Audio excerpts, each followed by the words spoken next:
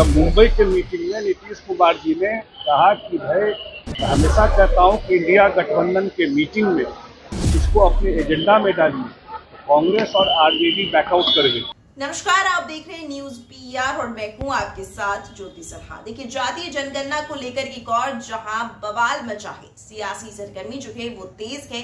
जब से जातीय जनगणना का अपनाने का फैसला केंद्र सरकार ने किया, केंद्र सरकार ने जैसे ही ऐलान किया कि अब हर जगह जातीय जनगणना कराया जाएगा, इसके बाद से लगातार वार पलटवार जो है वो चल रहा है। विपक्ष कभी इसका क्रेडिट ले रहा है तो कभी इस पर एनडीए द्वारा जमकर पलटवार किया जा रहा है। बता दें, ऐसे में अब संजय झा ने विपक्ष पर जमकर पलटवार किया है और कहा है कि जिससे जातीय जनगणना की क्रेडिट अभी विपक्ष ले रहा है, इसी जातीय जनगणना की मांग जो है नीतीश कुमार द्वारा मुंबई में की गई थी, लेकिन उस वक्त नहीं माना गया, उस मांग को नहीं माना गया। और अब जो है नीतीश कुमार जब बिहार में जातीय जनगणना लाए तो बिहार से भारत तक जातीय जनगणना गया है, केंद्र सरकार ने भी इसे माना है। क्या कुछ कह रहे हैं संजय झा, सुनिए। कास्ट सेंसस करवाया, उसके रिपोर्ट को पब्लिश किया नीतीश कुमार जी, उस पर जो एक्शन लेना था वो लिया। मैं हमेशा कहता हूं कि इंडिया गठबंधन के मीटिंग में, जब मुंबई के मीटिंग में नीतीश कुमार जी ने कहा कि भाई इसको अपने एजेंडा में डालिए, कांग्रेस और आरजेडी बैकआउट कर गई।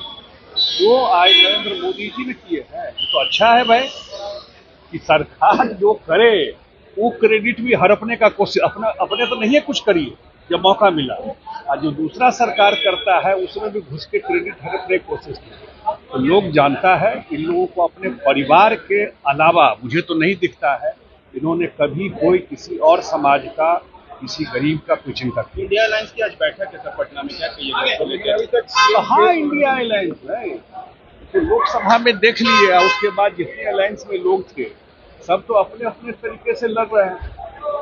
अब जो भी अपना, ठीक है, राजनीति है, चुनाव है, अपना सबको अधिकार है करने का, लेकिन बिहार में जिस तरीके से काम हो रहा है और जिस तरीके से दोनों बजट में बिहार को केंद्र सरकार से सहयोग मिला, लोग डबल इंजन की सरकार का फायदा बिहार के लोगों को मिल रहा है और नीतीश जी के नेतृत्व में बड़े मार्जिन से हम लोग चुनाव जीतेंगे। सर्जिकल स्ट्राइक को लेकर के कांग्रेस सांसद हैं चरणजीत सिंह चन्नी, उन्होंने कहा कि पहलगाम को लेकर जिस तरीके से अब देर किया जा रहा है, पुलवामा में जो हुआ था सर्जिकल स्ट्राइक, उसका सबूत मांग रहे हैं। कांग्रेस ने हमेशा इसी तरह का भाषा बोला है जो देश के हित के खिलाफ।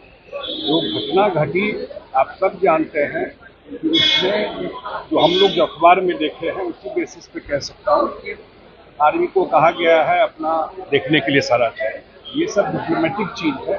देश को एक यूनाइटेड होकर के सरकार और प्रधानमंत्री के साथ खड़ा है पूरा देश, और जो भी फैसला होगा, जो भी समय होगा, जो भी जगह होगा, जैसे भी होगा, वो बिल्कुल देश के इंटरेस्ट में केंद्र सरकार करेगी, हम लोगों को विश्वास है। लेकिन इस पर राजनीति करना, इसीलिए नहीं चले गए, देख नहीं रहे क्या है इस स्थिति में। पाकिस्तान से सारे इंपोर्ट को बंद कर दिया गया है सरकार के। मैंने कहा था कि सारा इनिशिएटिव जो सरकार ले सकती है, अब ये सब डिप्लोमेटिक चीजें हैं। मुझे लगता है कि देश के बेस्ट इंटरेस्ट में सरकार जो भी, क्योंकि पूरा देश और दुनिया ये मान लिया है कि पाकिस्तान एक टेररिस्ट स्टेट, कंफर्म हो गया कि पूरा टेररिस्ट स्टेट है, उसी वही स्पॉन्सर करता है टेररिज्म।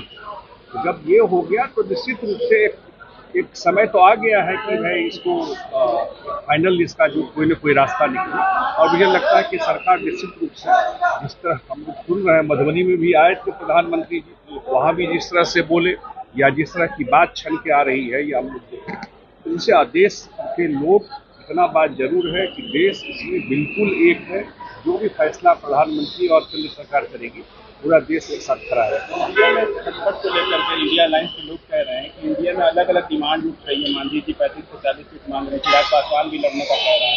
उनको क्यों चिंता है इंडिया अलायंस का? अपना चिंता करे ना। इंडिया अलायंस में लोकसभा चुनाव हम लोग साथ लड़े ना।